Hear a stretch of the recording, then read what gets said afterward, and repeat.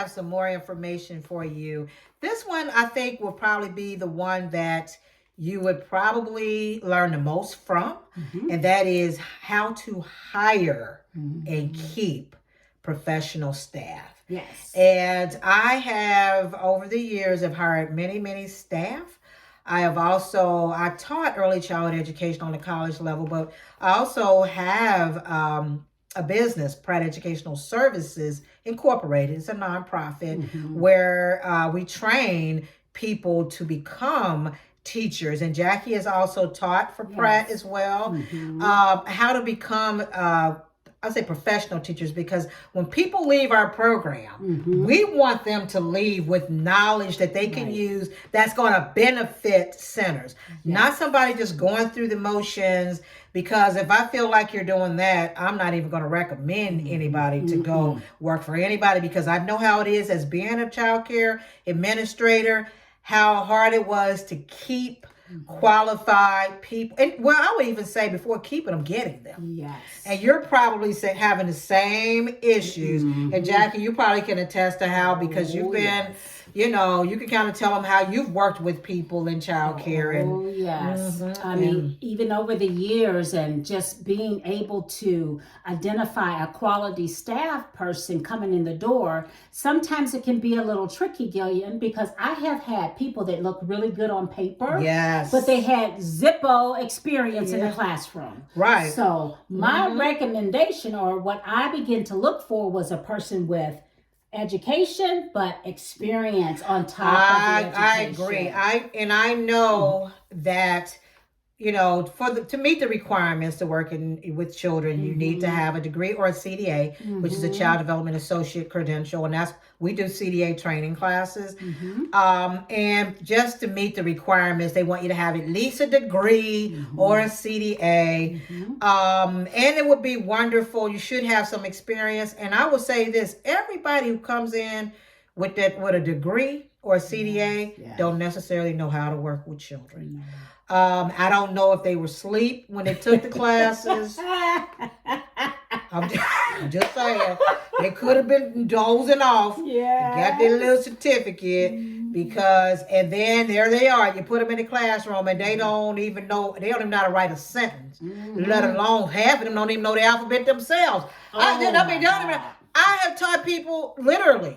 I'll ask them letter sounds, and they didn't even know the letter sounds. They were all wrong. I'm like, where'd you you learned that in preschool? Right. Phonics. Yeah, phonics people, and then people try to get away from that. But I'm telling you, phonics is important. Yes, it But is. so when you get people that you're hiring, you know, you want people with experience.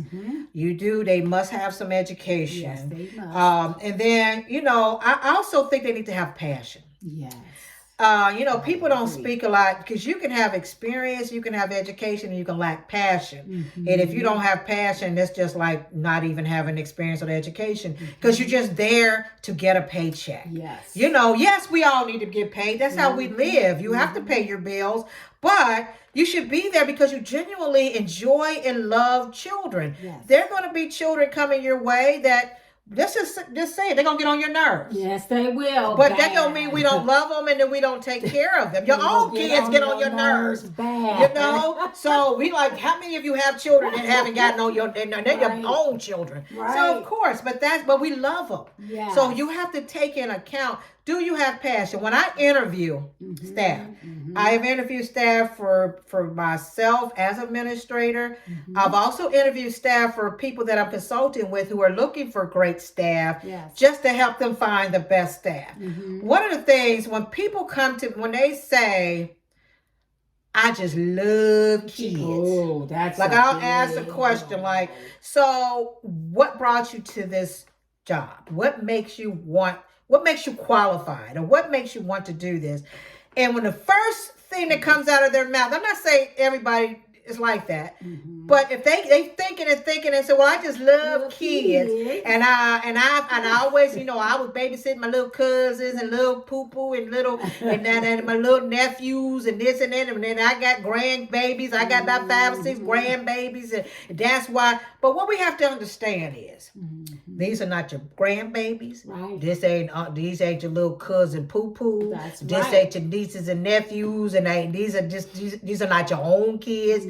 These are other people's children that you have to take care of. So you can't use the same tactics that people want to use with their own kids or family members or things like that. You have to be more professional than that. So a lot of times we get that in interviews, but my interviewing process is very strict. Yes.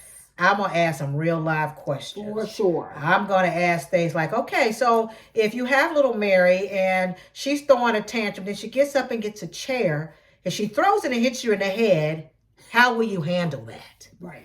So the first thing they say is, I just put them in timeout. That's a red flag. Is that right, Jackie? Yes, that's what right. should they do? They should redirect that behavior immediately. Yes.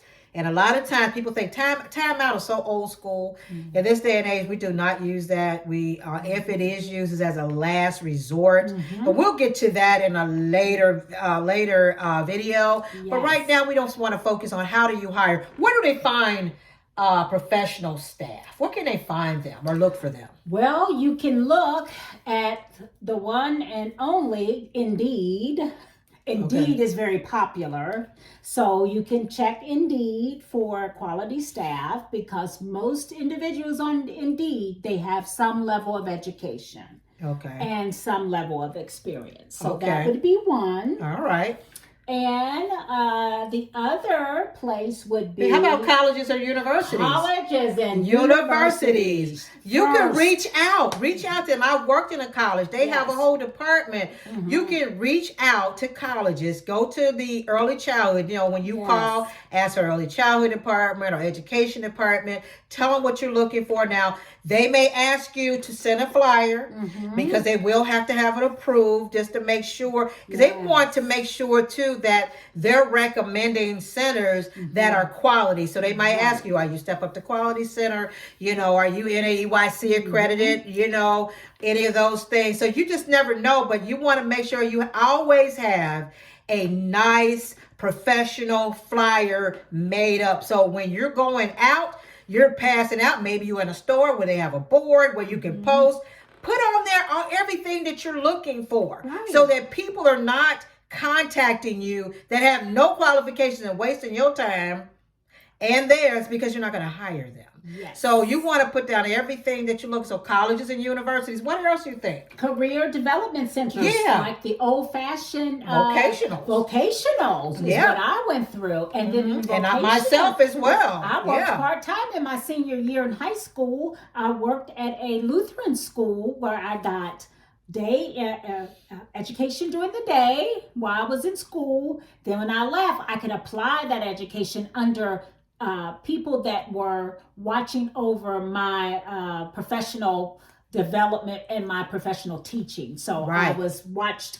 over as I was working, which was good because I could be corrected if I needed to. Yes, and that's always good. And I too started out in vocational. I took childcare in my junior and senior year of high school.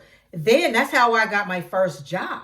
Because I had good grades and my teacher saw in me that something that I didn't even see in myself, and recommended that I go out for a job they had gotten some information and they were looking for a good child care provider or teacher at that time. And I was recommended. I went, I got the job, and I've been in it ever since. Yes. So, and that still is happening. There are still schools that do have early childhood departments, and they're looking for, centers or places that they can send their staff. Yeah. I mean, their students. Their students, and also fairs, like a job fair. Yeah. Do a hiring job fair. You can host one where you can just put that information out, and then people can come to you wherever you want to host that, and then you can do a hiring fair and get people. What you want to do is collect. I would suggest that if you're putting things out, in place, you want them to send you a resume. Yes. You don't want a bunch of phone calls coming in. Send resumes. You can put your email address for your center out so they can send so their resume. So this way you can look over it. Because if you're looking at this resume and it looks like it, it is not. Don't waste your time or theirs. Right. If it looks good, give it a try. It may, and it still may not work out. And then it may. So these are things that you want to do when you're trying to hire professional staff. Because once you get them hired, then you want to try to keep them. Yes. And how do we start keeping them, Jackie? Once we get that staff and like, hey, this is working. I do not want Betty to go nowhere. Betty's here. She's opening up my center. She's professional with the parents. What do we do to keep them? What we do to keep our good quality staff is that we show great appreciation for their work, their hard work. Yes. And one way appreciation we can show is through monetary income by paying them well. That's one way. Giving little cards and little nuggets of candies in their mailboxes. Appreciation, right? Just appreciation. I appreciate your hard work. Buying them lunch once a month or twice a month. The whole staff. Mm-hmm. Oh man. Because I think all they want to know is that they're appreciated. Is appreciated. We know that child care is not a high, it probably never will. I don't know. I'm hoping it will be, but a highly paid field. Mm-hmm. But it can be a highly appreciated field. Yes. And if you show people that because I definitely, when I first started, you know how much I made an hour many years ago? I know you say you still in this field. Yeah. $2.90 an hour is what I made when I first got started. And then, what were you at? $3.85. Okay. And then when I went up to $3.35, I thought like, hey, I'm making the money now. Like, we're making money. But you know why I stayed in it? Because I truly enjoyed what I did. Yes. And even though sometimes I tried other things in between years, and I came back to what I love. It was my first love. Right. So what you want is to find people where they can say, I really love what I do, and this is what I want to do. And then just show them that you appreciate them. Well, if you enjoyed this video, what should they do, Jackie? They should hit the like it, and subscribe. Right. So that you can get our next video. Yes. And all of our videos, we kind of built on each other, but there'll be different topics. Mm-hmm. And if there's any topics that you feel that you would want more information on that we can expound more on, please put it in the comments. Yes. And then we will have some videos, and I'm sure whatever it is, we probably have experience in it. So put that in there, and we appreciate you logging in today and seeing us, and we'll see you in the next video. Bye. Love you.